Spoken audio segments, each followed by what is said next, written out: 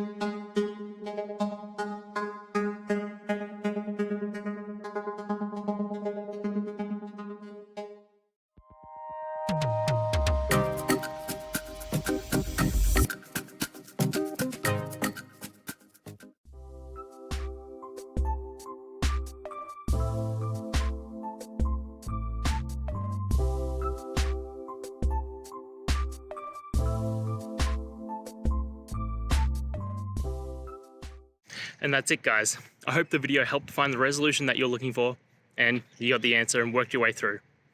If it did, please hit subscribe. I'd really appreciate it. And until the next time you need technical help, I hope you have a good one.